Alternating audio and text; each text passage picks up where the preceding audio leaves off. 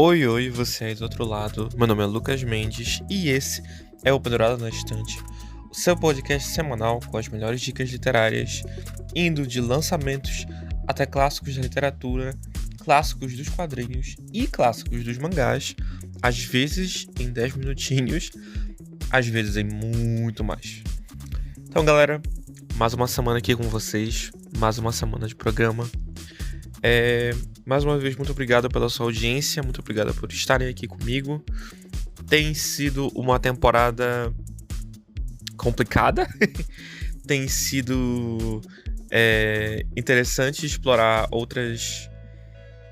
voltar a explorar o que está saindo de livros, voltar a pensar em outros materiais para trazer para vocês, falar para vocês. Tem sido muito empolgante estar nesse momento com o podcast de volta ativa.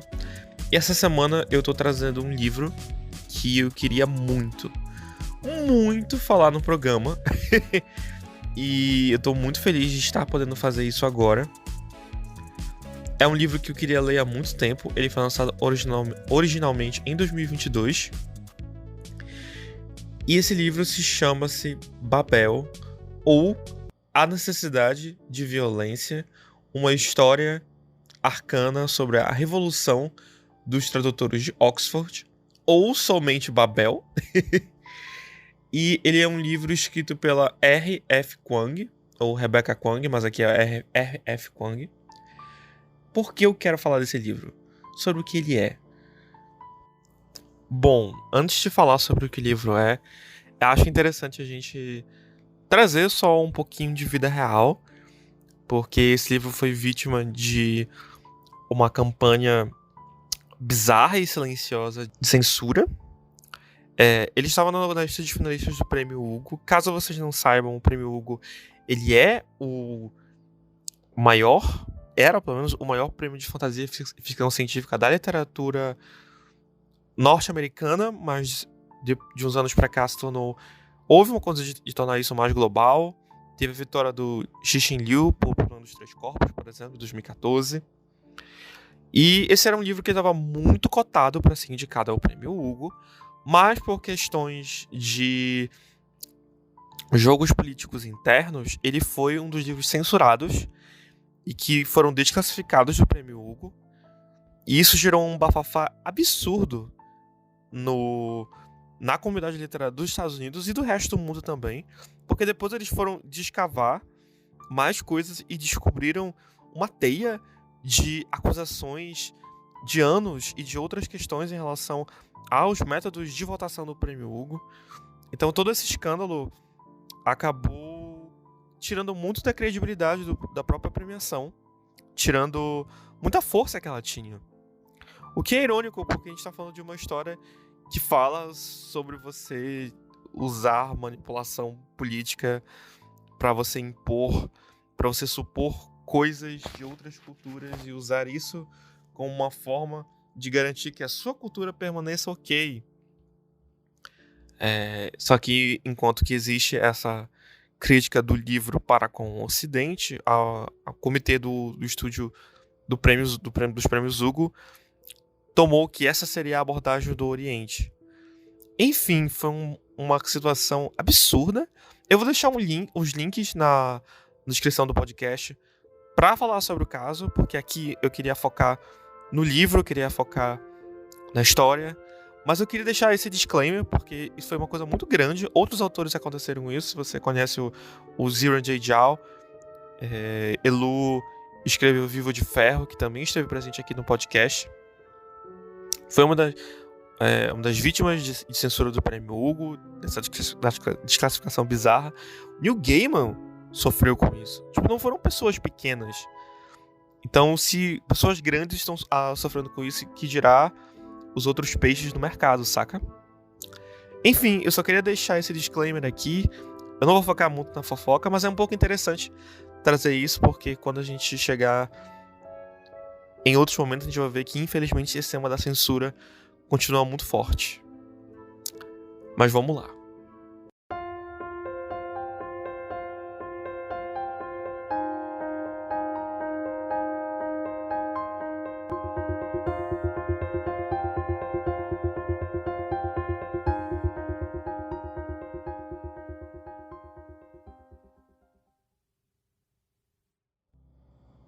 Bom, Babel, ele se passa em um universo paralelo. Vocês vão entender logo o porquê. Ele começa em 1828, quando um menino se torna órfão pelo rastro do cólera em Cantão, na China. Ele ganha um novo nome, ele passa a ser chamado de Robin Swift, e ele é levado até Londres pelo misterioso professor Lovell, e por muitos anos ele se dedica ao estudo de diversos idiomas, como o latim e o grego antigo, se preparando para um dia ingressar no prestigiado Real Instituto de Tradução da Universidade de Oxford, também conhecido como Babel. Com sua torre imponente que guarda segredos inimagináveis, Babel é o centro mundial do saber. No instituto, Robin descobre que aprender a traduzir é também aprender a dominar a magia. Através de barras de prata encantadas, é possível manifestar as nuances e os significados perdidos na tradução. E essa arte trouxe aos britânicos uma dominância sem precedentes. Para Robin, Babel é uma utopia dedicada à busca do conhecimento, mas o conhecimento obedece ao poder. Sendo um rapaz chinês criado na Grã-Bretanha, Robin começa a se questionar se servir a Babel significa atrair sua pátria, e se vê dividido entre a instituição e uma obscura organização destinada a impedir a expansão colonialista. Quando a Grã-Bretanha vislumbra entrar em guerra com a China motivada por prata e ópio, Robin vai precisar escolher um lado. Afinal, será possível mudar as instituições por dentro, ou a violência é inerente à revolução? Bom, galera, esse livro eu acho que ele funciona muito mais se eu colocar ele como um romance histórico, porque ele tem essa proposta de ser esse universo paralelo ao nosso, onde ele vai reimaginar esse contexto do século XVIII, onde a Inglaterra basicamente nunca deixou de ser a grande potência colonizadora que um dia ela já foi. Então aqui nós vamos encontrar um cenário muito diferente daquilo que você poderia esperar em relação às questões geopolíticas, em relação ao cenário da Europa, em relação à Europa com os outros continentes, e principalmente no jeito como ela vai colocar toda essa trama sobre o uso das palavras como um instrumento de poder. Algo que eu gostei muito desse livro e que me chamou muito a atenção é que ele é considerado parte do subgênero Dark Academia. Caso você seja uma pessoa sortuda e não saiba o que Dark Academia são aquelas histórias que se passam nas instituições privadas, que escondem muitos mistérios, segredos, e sempre existe uma certa obsessão psicossexual envolvendo... Geralmente são protagonistas mulheres e homens vistos como perigosos, e gárgulas, e sombras, etc, etc, etc. Mas é meio que só basicamente a vibe... não é realmente uma exploração do ambiente como algo a se temer, como algo a ter cuidado para não se perder. Sempre é muito isso, em vez de realmente explorar porque isso é uma Dark Academia. Que basicamente as melhores narrativas de Dark Academia, que realmente, digamos assim, são boas e que exploram bem, elas são críticas à Dark Academia. Mas mesmo as melhores críticas, elas acabam não trazendo esse aspecto da aula, do saber, do aprender, de você vivenciar aquele ambiente acadêmico e de como esse ambiente acadêmico é genuinamente desgastante. E eu sinto que uma das coisas que me chamou a atenção em Babel, pelo menos nas primeiras partes, o livro é dividido entre 4 partes. Nas primeiras 2 partes existe uma preocupação muito grande em estabelecer Babel como uma instituição de ensino. Então, existem essas sequências de aula de etimologia que são sensacionais. Tipo, talvez eu fui procurar algumas resenhas do Goodreads e eu descobri, para o meu horror, que as pessoas não gostam dessas cenas. Elas acham esses momentos que poderiam simplesmente não existir. E para mim isso é um crime.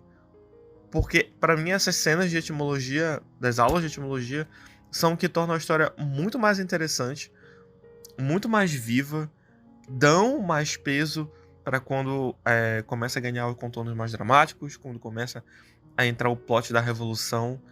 Então, não ter essas cenas de etimologia, pra mim, seria um crime por si só. Eu quero até citar um trecho que eu achei muito bom, que é esse aqui.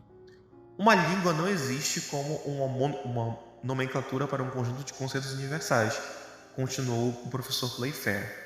Se fosse assim, a tradução não seria uma profissão altamente especializada. Bastaria colocarmos uma turma inteira de calouros inexperientes sentados diante de dicionários e teríamos as obras completas do Buda em nossas prateleiras em um piscar de olhos. Em vez disso, temos que aprender a dançar no meio da velha dicotomia, elucidada de forma proveitosa por Cícero e São Jerônimo. Verbum e verbo e senso e senso. Alguém sabe? Palavra por palavra, disse Lete prontamente. E sentido por sentido. Muito bem, elogiou o professor Playfair. Esse é o dilema. Tomamos as palavras como nossa unidade de tradução ou subordinamos a precisão das palavras individuais ao espírito geral do texto. Sabe, é muito incrível. É muito incrível. É muito interessante isso, tipo, o jeito como ele aborda.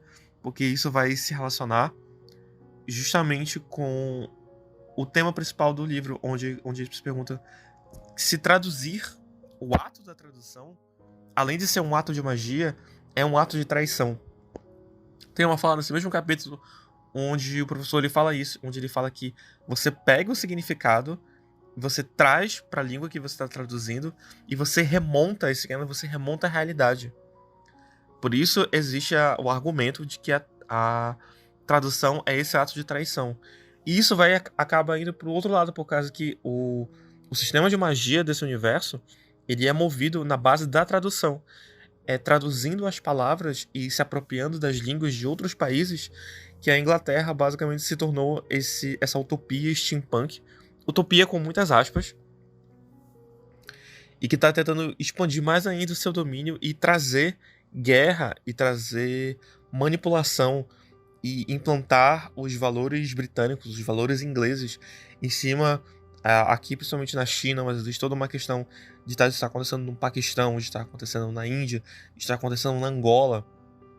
E eu acho isso muito forte. Eu acho que mesmo se passando nesse universo fantástico, existe uma carga muito pesada em relação ao que aconteceu na nossa própria realidade. Ao apagamento de várias culturas, ao apagamento de identidades, ao apagamento de pessoas. E trazer isso aqui no livro é muita coisa e mesmo assim funciona. Eu achei isso muito impressionante. Eu acho que não teria o mesmo impacto se os personagens não fossem bem escritos. E eu posso afirmar com toda certeza que os personagens são bem escritos. O Robin é um protagonista muito, muito trágico e também muito romântico, porque ele entra em Babel depois de passar anos estudando. Inclusive, acho muito forte essas sequências dele, dos estudos dele antes de ele ingressar na universidade, porque existe uma característica de abuso de uma dinâmica de poder ali entre ele e o professor que é muito insidiosa, de uma forma que não é gráfica, sabe? Não é uma questão sexual, mas é uma questão de colonizador e colonizado. Só que em uma dinâmica de uma relação mentor e aprendiz, até mesmo parental mesmo, o professor, devido ao Robin se tornar órfão, ele se torna essa figura paterna do Robin. Então, e mesmo assim, existe algo nocivo nesse relacionamento. Você vê as migalhas de aprovação que ele cede pro Robin e como ele leva isso de uma forma tão grande e que isso vai acompanhar ele até mesmo quando ele chega na vida adulta. O livro ele cobre bastante período de tempo. Ele passa... Tem todos os 7 anos de estudo do Robin até ele entrar em Oxford e começar a estudar em Babel. E depois tem todos os anos dele estudando em Babel. E o jeito como ele vai usando para desenvolver o núcleo de personagens, as amizades que ele forja nesse núcleo de personagens, que eu achei particularmente também muito forte. Tem toda uma questão em relação à raça, porque dentro do grupo de amigos deles só tem uma pessoa branca, que é a Letty. E é o jeito como ele usa a Letty para poder falar sobre quando muitas vezes As pessoas dizem que são aliadas, dizem que elas com certeza entendem, que com certeza elas estão do seu lado, mas aí depois você vai perceber que existem coisas que não tem como a pessoa entender, porque ela não faz parte. Ela não tem essa vivência. Ela não tem esse núcleo, por causa que ela vem de um contexto muito diferente. E, por exemplo, é muito diferente da relação que o Robin tem com o Rami, que é um estudante muçulmano indiano que vem de Calcutá e é o com quem ele desenvolve uma relação mais próxima. Não é a mesma coisa que tem a Victor. Victor? Victoire. Eu vou chamar de Victoire porque é mais bonito. A Victoire Desgraves, que é uma estudante haitiana que foi criada na França e é a colega de quarto da Letty.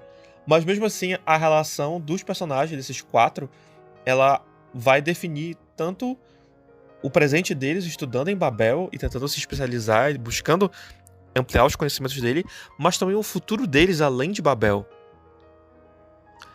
Existe também um subtexto muito interessante. Eu já vi declarações da R.F. Kuang falando que ela não gosta de romances nos livros dela, porque ela prefere focar nas outras partes. Mas existe aqui uma brincadeira muito interessante em relação a isso, porque existem personagens que gostam dos outros, mas nenhum deles admite. E existe um subtexto bissexual muito forte em relação ao protagonista, que infelizmente não é bem muito explorado. Eu sinto que eu queria mais disso, porque os breves momentos onde isso aparece eles pulsam com um desejo mesmo, e com uma mistura de fascinação, um carinho, um afeto tão grandes, que eu pensei, nossa, isso realmente... Eu não sabia que tinha esse elemento, eu não sabia que tinha essa coisa, e eu fiquei relativamente decepcionado disso não ser explorado. Mas eu entendo, porque o livro ele quer falar sobre tanta coisa, sobre tantos conceitos, e ainda mais que a F. Kuang toma o tempo dela de trazer mais desse universo de fantasia, de trazer questões em relação a como esse universo funciona, e ser um reflexo, mesmo ela querendo ou não, da nossa própria realidade. Então eu entendo não ter tanto espaço pra isso. É mais a cereja no bolo, sabe? Mas eu realmente queria que trazer isso, principalmente porque o jeito trágico como toda essa relação de amizade vai acabar se desdobrando no futuro, eu sinto que ganharia talvez uma carga mais ainda de drama. Talvez numa adaptação, se esse livro ganhar uma adaptação, isso possa ser explorado. Mas é um detalhe que eu considero interessante. Tem o professor Lovell, que ele é a figura abusiva na vida do Robin. E ao mesmo tempo que ele é um personagem racista, ele é a cara do privilégio, ele é a cara da seleção não natural, ele é a cara de alguém que olha pra raça de outra pessoa e só enxerga aquilo que ele mesmo quer enxergar. Ele ainda é um personagem muito fascinante, porque ele anda numa linha tênue entre parecer se importar e a indiferença, que você mesmo acaba ficando em dúvida sobre quais são as verdadeiras intenções dele. Será que existe algum tipo de humanidade nessa pessoa tão terrível, tão quase maligna, eu diria?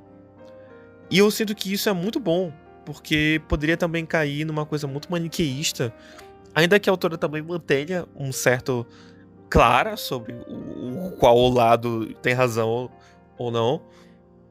Mas eu gosto que ele tem essa complexidade no personagem dele. Eu gosto que ele não é só um cara malvado. E o jeito como ela amarra, mesmo quando ele não tá presente, mas a sombra dele afeta em dois personagens, eu achei particularmente muito interessante. Genuinamente fascinante mesmo. Outras coisas muito boas. A trama revolucionária, eu diria que eu tava muito preocupado com ela, porque ela deixa de tomar muito tempo da história, mas o jeito como isso acaba evoluindo e tomando um ponto muito mais central deixou muito fascinado. esse é um livro muito impiedoso, é um livro muito cruel, o que eu também não estava esperando. Ele não tem medo de tirar os personagens de cena, às vezes de forma brutal. O surgido da necessidade de violência não é aleatório. E eu acho muito importante também, porque a gente tá encarando nos nossos... Bom, nesse momento atual no planeta Terra, onde está, com perdão da expressão, tudo uma merda, e a gente olha para os outros países e a gente vê esses conflitos que nascem de formas completamente esdrúxulas, terríveis mesmo. E há uma necessidade sim de uma revolução, há uma necessidade sim de uma mudança, de uma chave de mudança, de uma intervenção. E esse livro, ele faz muito bem a proposta e te vende a ideia de que não existe mudança sem força. Não existe mudança sem convicção. Não existe mudança sem você realmente partir para cima. Isso é algo que a gente pode aprender olhando para nossa história, mas é algo que o Robin, o protagonista, precisa aprender. E com certeza ele aprende, cara. Com certeza ele aprende. Como ele aprende, viu? Eu achei esse livro também muito surpreendente. Ele tem umas viradas muito interessantes. Eu gosto do jeito como a R.F. Kuang, ela deixa esses pequenos ganchos de vez em quando e te fazem virar as páginas. Toda a questão da sociedade revolucionária, que eles chamam de sociedade Hermes, é muito interessante. Ela te mantém muito no segredo durante muito tempo, tal como acontece com o Robin. Mas como isso vai se desenrolando e ele mesmo vai mergulhando no que tá acontecendo, e ele mesmo vai se envolvendo e fingindo não se envolver. Eu gosto como o livro também traz uma carga muito forte em relação à cumplicidade, sabe? Às vezes é horrível de dizer isso, mas a gente consegue ver isso. Às vezes é mais fácil você virar o olho pro genocídio. É mais fácil você não olhar pro racismo, pra desigualdade econômica. É muito mais fácil a gente fingir que você não tá vendo aquilo do que realmente fazer alguma coisa sobre. E o Robin, apesar dele tentar seguir essa jornada do herói, digamos assim, mais clássica, ele não quer ouvir esse chamado por causa que existe um senso, até por um senso de autopreservação. Mesmo ele estando num lugar privilegiado, ele não tá numa posição de privilégio. Mesmo ele estando num lugar, supostamente, onde as pessoas buscam conhecimento, são mais eruditas, são mais entendidas, elas carregam os mesmos preconceitos. Eu gosto muito de um certo momento ali pelo terço final, quando no grande calor da situação, eles se aproximam da classe trabalhadora. Antes, quando a classe trabalhadora aparece no livro, eles observam com ela com um certo tom de superioridade moral, de altivez, de lá vem eles de novo, cobrar aquilo que eles não sabem, esses ignorantes. E o jeito como a autora amarra isso depois e mostra a importância da classe trabalhadora, eu achei sensacional, genuinamente sensacional. Talvez eu sinta que as pessoas possam se incomodar com uma questão, é que o final do livro é um final muito fodido. É um final aberto.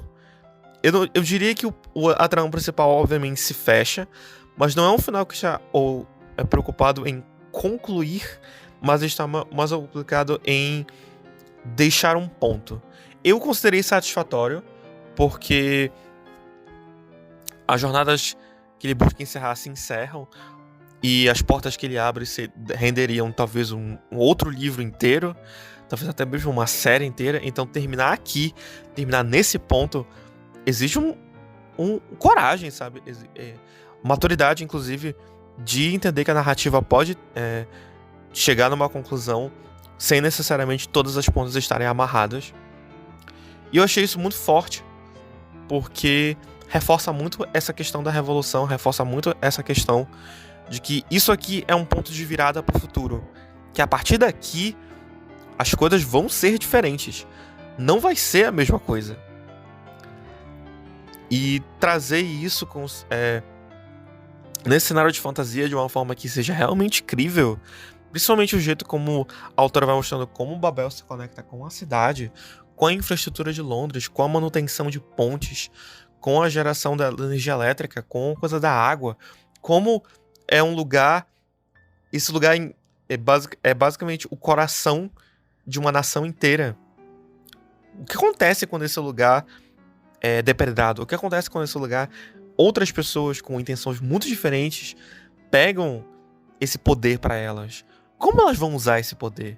Se você tivesse nas suas mãos o poder de mudar a história do seu país, mas você soubesse que o preço que você vai ter que pagar vai ser completamente irreversível, tanto de uma forma pessoal quanto de uma escala muito maior, você pagaria esse preço? Como fica a mente de alguém que tem que pagar esse preço?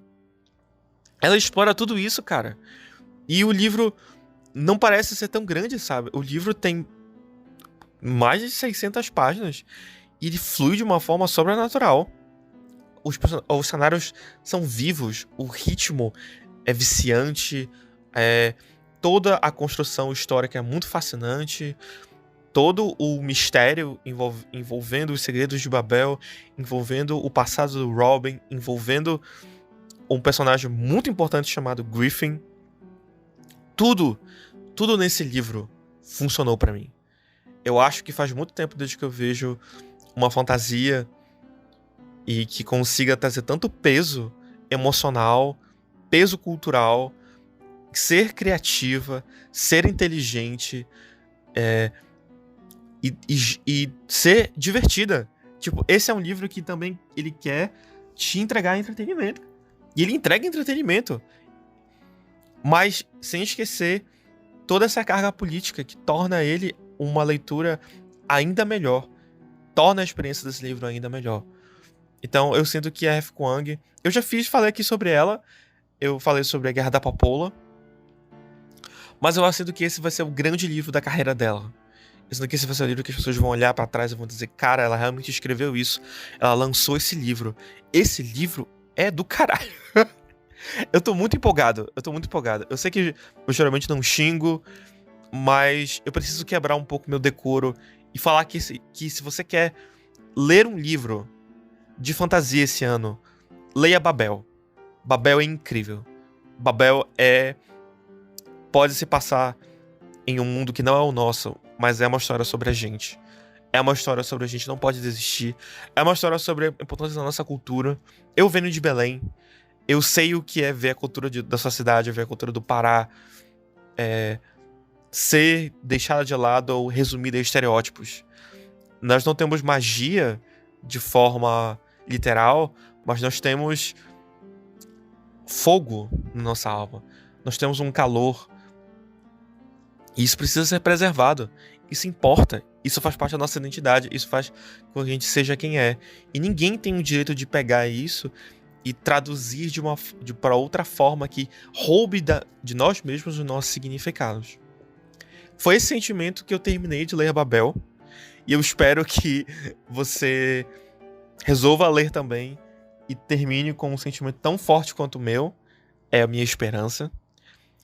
Eu definitivamente acho que a R.F. Kuang é uma das autoras para se ficar de olho sempre. Eu ainda não li os outros livros da Guerra da Papoula, mas com certeza eu lerei, ainda mais depois de ler esse. E também quero muito ler o Yellow Face dela. Pra quem não sabe, Yellow Face é o livro contemporâneo que ela fez, onde ela tira sarro do mercado editorial literário. Ou seja, deve ser uma delícia.